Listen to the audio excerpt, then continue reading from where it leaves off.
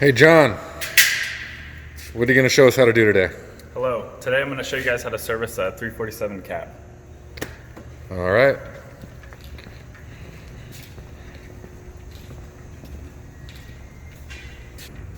First things first, what do we need? Alright, the tools we're going to need are filter pliers, our filter sockets, and a 17 millimeter. And we're going to need a 10 millimeter socket also. We're also going to need a greaser, our hydraulic fluid, And a maintenance kit. How much hydraulic fluid do we need for the 347? We have 12 gallons right here, and that should be plenty. First thing we're going to do is shut off the fuel. We're going to open the oil cap and open the hydraulic cap. So that's how you shut off the fuel? Yeah. So I'll pop the hood. So what are you doing right now? We're taking off this panel so we can access the oil fill cap. That's this panel right here. I'm gonna open this so our oil drains faster for the hydraulic oil. Make sure you have a large size hydraulic pan. Okay, and usually they paint the bolts. So in this case, it's gonna be this guy right here. This bolt right here. All right. It's black, but usually has a little bit of yellow on the top of the bolt. And remember, our hydraulic fluid's red, so. That's red. And whenever you take off your drain bolts, make sure you still have your washers intact. Can you see those yellow ones up there? Right up here. Yeah, I can see them. We're gonna take off the oil pan bolts, and like I said, usually they're painted yellow on the top, or this one's painted yellow all around. And just like we said before, we got our washers intact, so we want to make sure that when we put them back on, we still have those.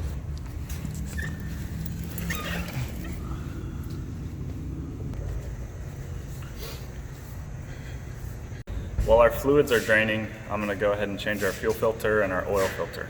Okay, and before we drain our fuel separator bowl, we have to disconnect this wire.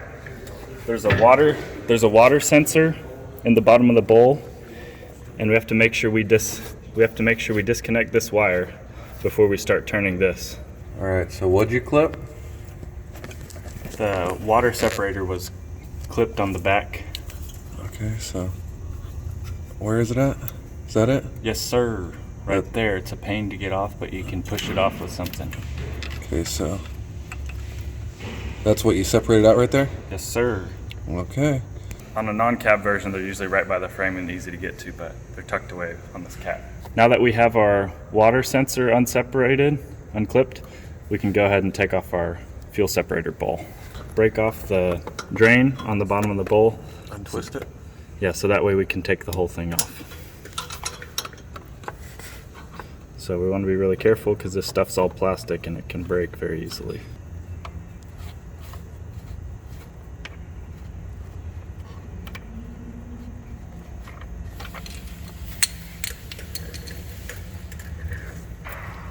And this has an O-ring on it, so we want to make sure that we install it with one on it. Make sure there's no dirt or anything or any grime built up. This looks pretty clean. There's our old fuel filter, which doesn't look terrible. It's just got some spots where it is a little bit dirtier.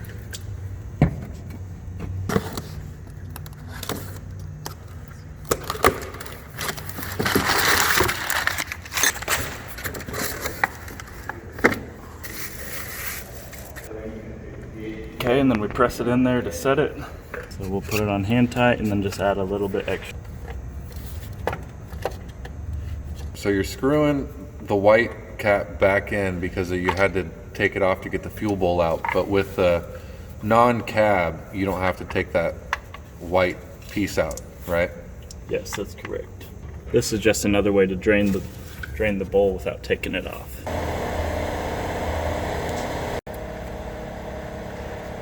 That's the water sensor and the fuel bowl.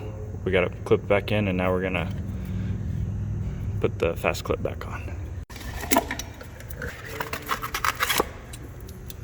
Got our oil filter, and we got our fuel filter, which we can reach from this side as well. Some people like to put used oil on their oil filters, or they like to put used fuel on their fuel filters.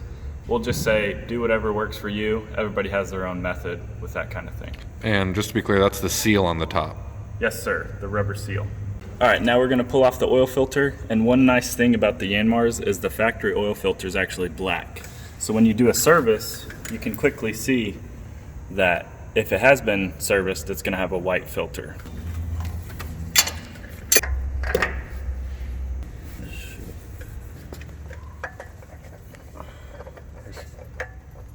So we put it on hand tight, and then we're just gonna give it a little extra with our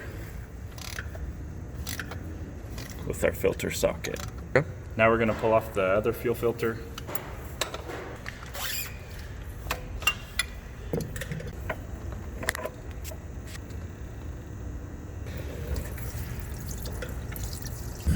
Now the fuel in that filter clearly had some additives since diesel isn't red, and that's okay if you want to use fuel additives. Make sure you follow the recipe from the manufacturer that says use a teaspoon, and don't add too much.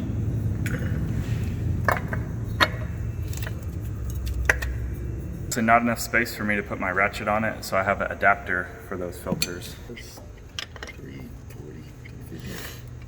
Okay, we have our oil filter replaced and our fuel filters.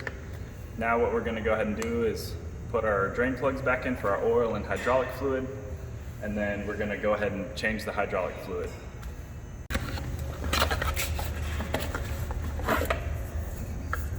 Okay, I don't like to get underneath the tractor unless I have my hydraulic filters ready. That way I can put my plugs back in and change the filter all while I'm under there.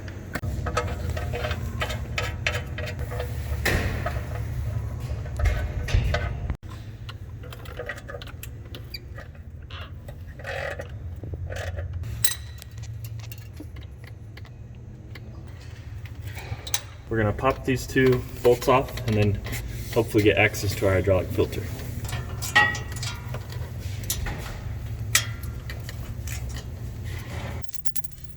Alright, some washers on the back side. The filter we need to replace is right here.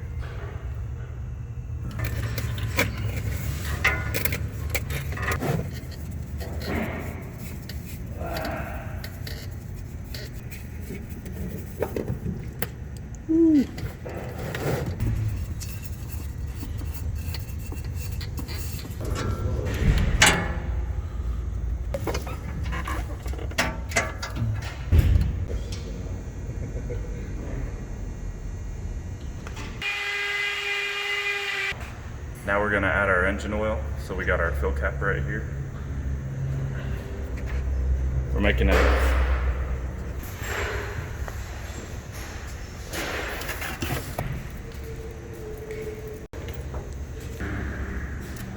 We're gonna add 6.5 and then check from there. We'll just go ahead and add the rest of it to make 7. I never do a final check on the fluids until you get the oil and the hydraulic oil in there, because you don't want to run the engine without both of those. We have about 1,000 of these jugs around here, so I just like to cut them so it goes out of it faster. We added about 6.5 gallons of hydraulic fluid. You can now see that our sight glass is completely full.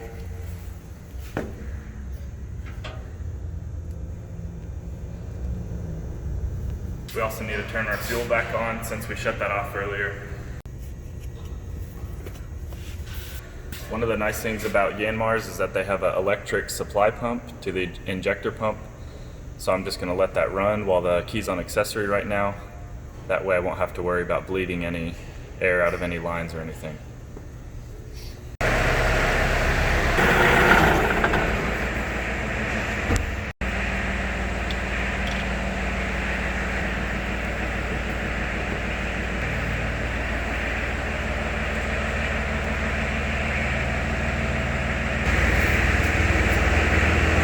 We added just a little bit more than 7 gallons of hydraulic oil, and we can see we're right up on full in our sight glass. All right, now what we have left is changing our air filter, blowing out our radiator, and then greasing the loader.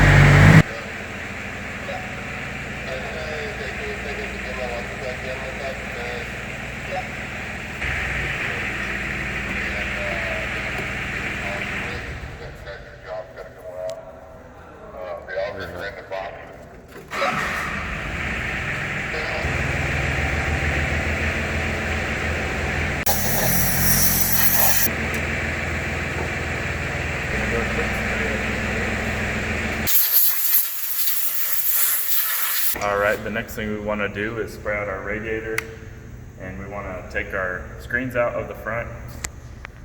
There's a little push pin right here. How many screens are there? There's 2 screens. They stack on top of each other. What we're going to want to do is lift the loader so that way we can take these screens out.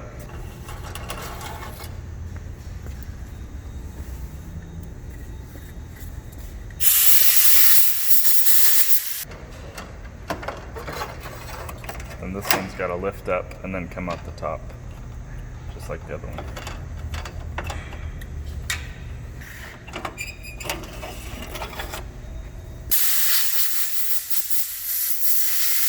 Now we're gonna spray out the radiator, and we're gonna make sure we don't get our nozzle too close to the fins, or else we're gonna bend them up.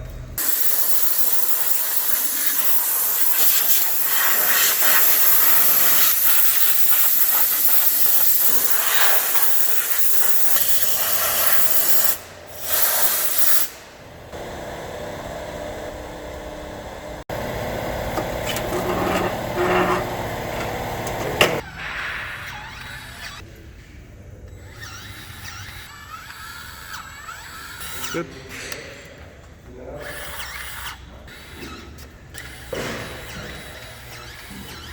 Now we gotta put this cover back on. It slides in right here. We use it as our guide, and then our bolts should line up after that.